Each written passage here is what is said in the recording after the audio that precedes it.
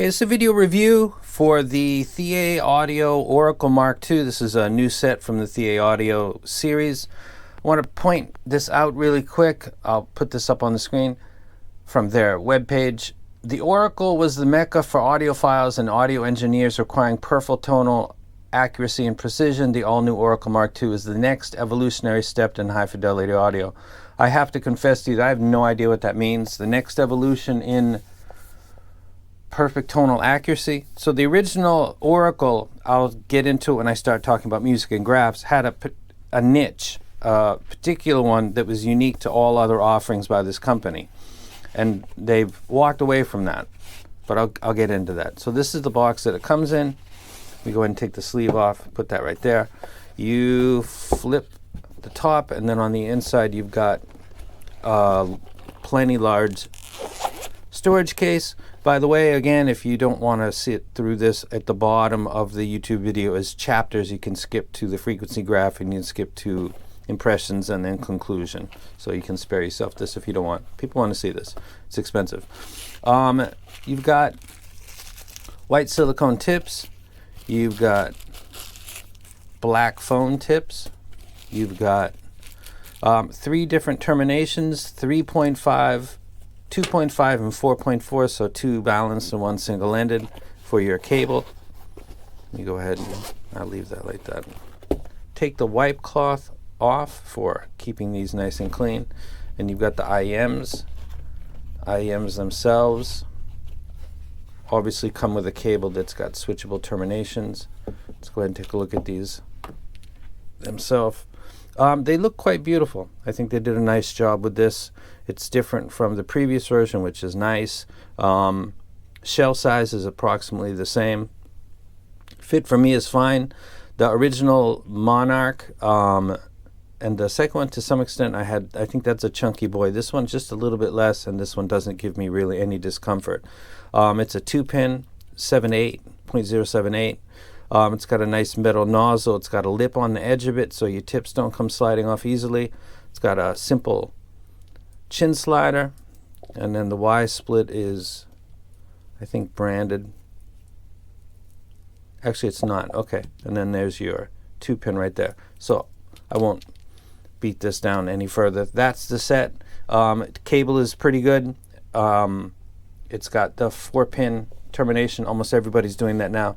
Storage case is plenty. Got a wipe cloth to wipe down those nice shells. Now, let's go ahead and talk about graphs and other versions and music. Okay, it's a video for the ThieAudio Oracle Mark II. That's the frequency graph right there. I'm sorry for that quick head turn. Let's look back at this for a second. I'll do this quickly. The Oracle is mecca for audiophiles. Mecca, overstatement. It's advertising. Audio engineers requiring perfect tonal accuracy and precision. To put that in simple terms, you don't want anything messed with. You don't want the bass to bleed into the mids, and you don't want the treble to overstimulate or excite or sound unnatural in the harmonic range. Neutral. The mecca for neutral, I don't know. Having said that, it was pretty much my go-to rec for people that said, I want something that doesn't have too much bass, has a reasonable gain, doesn't have any weird oddities up in the treble, because I want to use this for monitor, I want to use this for mixing, I'm going to EQ it to perfection, but I don't want to do a lot of work. In this price range, that would be the Oracle. That's what I've been wrecking. A lot of people have found their way to it, and they're a big fan of it. Now, Mark II is supposed to be the polishing and the perfection of that, the precision and accuracy, tonal. And the new version is, you can see the bass is completely different. I confirmed with ThieAudio because they've got every set graphed before they send it out, so this isn't wrong. So the bass is much more boosted. It's like a Monarch Mark II or Mark I. It's got the mids, it's got the upper mid gain that's very similar to the original, and then we have a 7, 8, 9K or 6, 7, 8, 9 kilohertz bump that's part of the measurement, but it's actually real to my ear. And also we've got from about 11.5 on a notable boost that plays itself out. Now let's talk about music real quick. So if you're expecting a refined and polished Oracle, you're not getting it. You're getting a Monarch Mark III, really, to my ears, plus a spicy upper treble. Now let's talk about music real quick. Talking about bass, Pack Like Sardines, Black Sabbath, Sultans of Swing.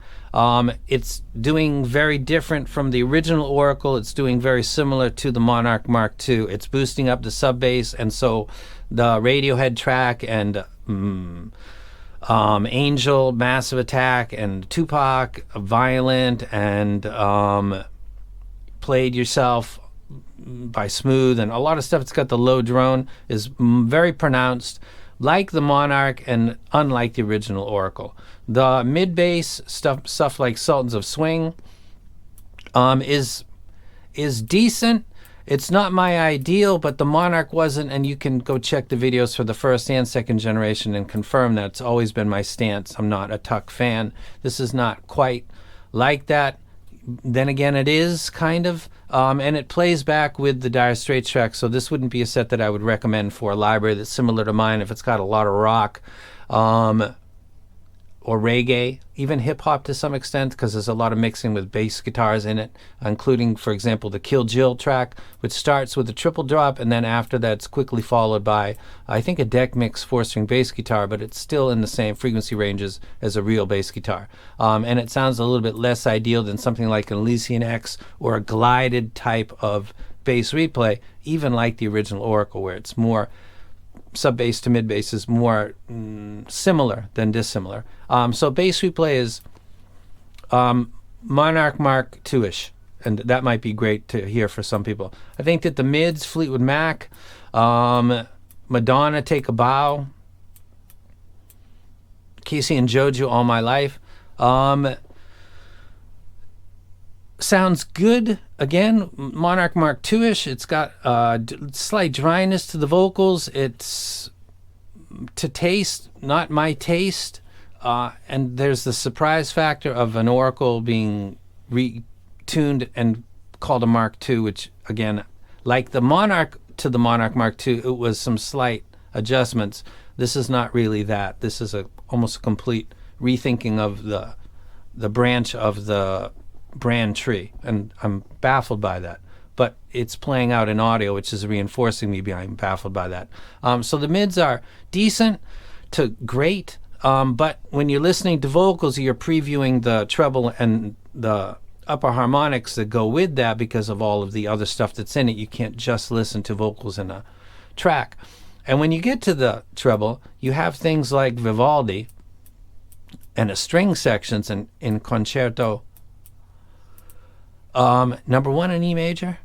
Yes, very energetic to the point where if you listen to sets like the Oracle original and you liked it for classical, and I do know a couple of people like that, this is getting spicy, and the ringing kind of stuff can happen if you listen to, let's say, all of these concertos. Let's say you just glide through 1 through 7 on this, the Masterwork CD. I had ringing in my ears after I did that.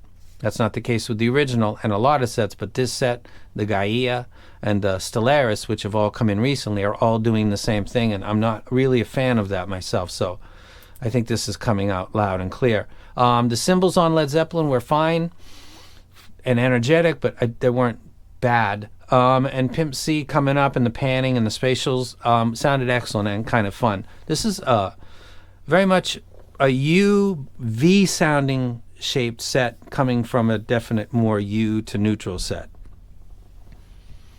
And that's I'd recommend that this, in everything there is a chance. In everything there is a chance. If you listen to this and you think, I'm disappointed, I really wanted something like the Oracle because I had it once and I let it go get the Oracle again.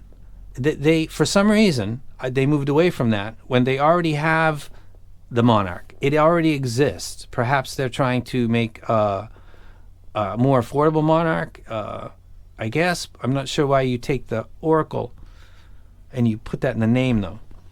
And if you think, oh, you're beating this to death, I'm reading their own writing and becoming confused by it. A company I've known since it was born. Audiophiles and audio engineers requiring perfect tonal accuracy. This might be my Asperger's coming in too. And precision. Got it.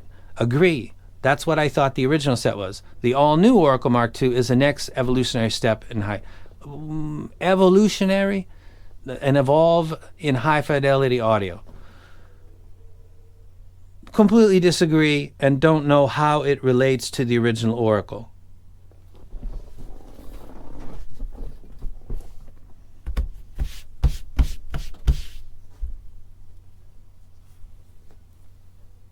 And I'm out.